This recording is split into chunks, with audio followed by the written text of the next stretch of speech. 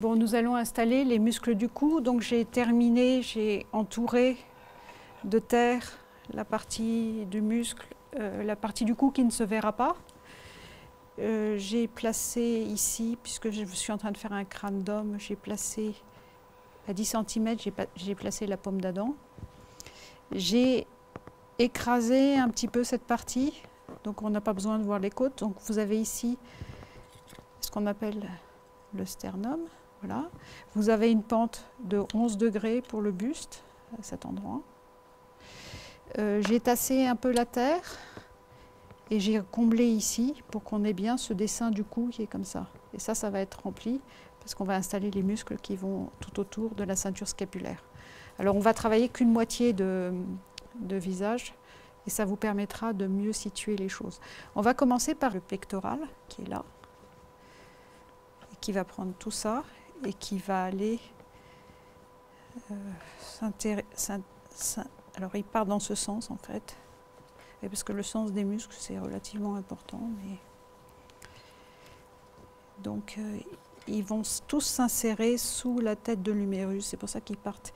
Ils partent de la clavicule, c'est pour ça qu'on a installé la clavicule et ils vont dans ce sens. Donc ça, ce sont les muscles pectoraux. Ils sont attachés au sternum et ils partent dans ce sens. Voilà. C'est le muscle du bras qui est situé là, qui s'appelle le deltoïde.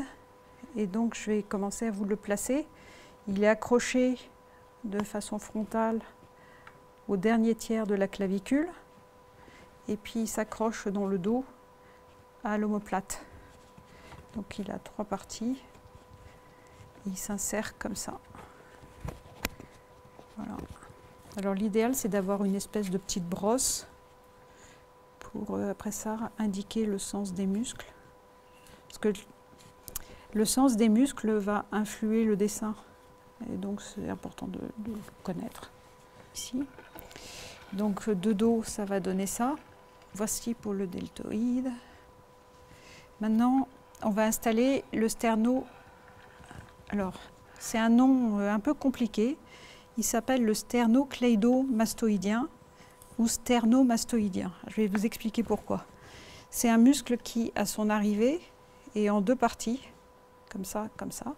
Et donc, il y a une partie qui va toucher le sternum. Et donc, on l'appelle le sternomastoïdien, parce qu'il va s'accrocher à la mastoïde qui est là, et au sternum. Et l'autre partie de ce muscle s'appelle le sternocleidomastoïdien, parce qu'il est accroché à la clavicule, cleido, au sternum, par cette partie. Et en fait, il a 2 parties, comme ça, voilà. Et puis, il est accroché à la mastoïde qui est là, qui est cet os. Donc, je vais vous l'installer correctement. Cette partie est toujours très visible. Elle arrive comme une flèche au milieu du sternum. Vous voyez, le sternum est là. Et le sternomastoïdien arrive ici comme une flèche. Ici, on a quelquefois, on a souvent un vide, ce qu'on appelle un vide anatomique, c'est-à-dire qu'on voit un petit trou ici. Voilà.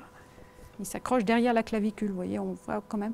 Le dessin de la clavicule, il est toujours visible entièrement, il est là.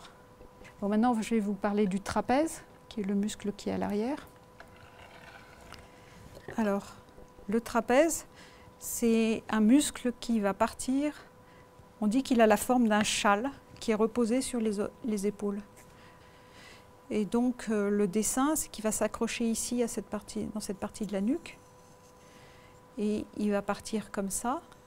Il va prendre une forme un peu de châle. Alors si on a un cou qui n'est pas très long, il va démarrer assez haut comme ça. Il va partir en torsade.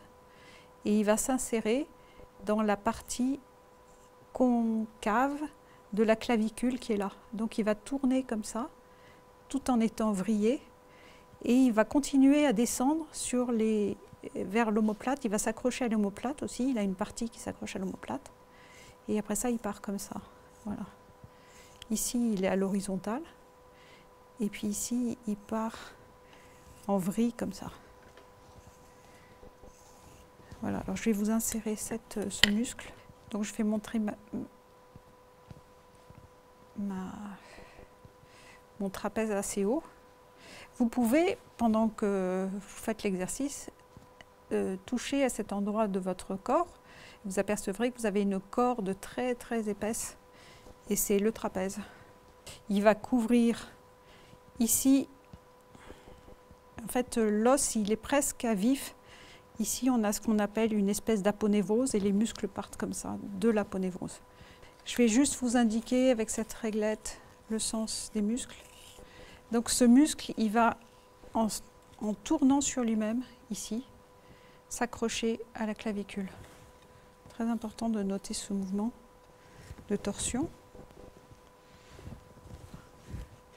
Il va partir comme ceci et puis remonter comme ceci. Voilà. À ce niveau de l'omoplate, il est lisse, il est droit. Et sinon, le mouvement, c'est ça. Voilà le mouvement du muscle. Voici le mouvement du deltoïde. Ça fait ça, ça fait ça, ça fait ça, ça fait ça. Voilà, le deltoïde.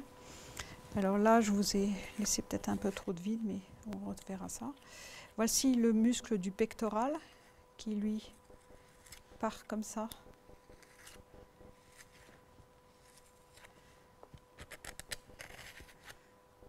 Voilà. Et maintenant, on va faire le mouvement du sternomastoïdien et du sternocleidomastoïdien qui part comme ceci, qui va arriver jusqu'à la mastoïde. Et là, il part comme ceci. Et il arrive donc à la clavicule qui est là. Et là, vous avez un vide anatomique. Et on voit bien le bord de la clavicule. On comprend très bien le départ du trapèze. Ici, je vais combler juste ici. Je vais retravailler un peu le dessin des muscles parce que j'ai une brosse un peu trop mécanique. Il faut mieux prendre une brosse à dents. Donc, je vais compléter ce travail. Et ici, je vais juste combler. Ce ne sont pas des muscles intéressants pour les dessinateurs. Et vous avez déjà appris à cette chose sur la musculation. Donc, je vais combler ce trou pour pouvoir, après ça, en troisième partie, poser la peau pour faire le buste et le visage. Donc la suite, je vais vous installer les muscles du visage.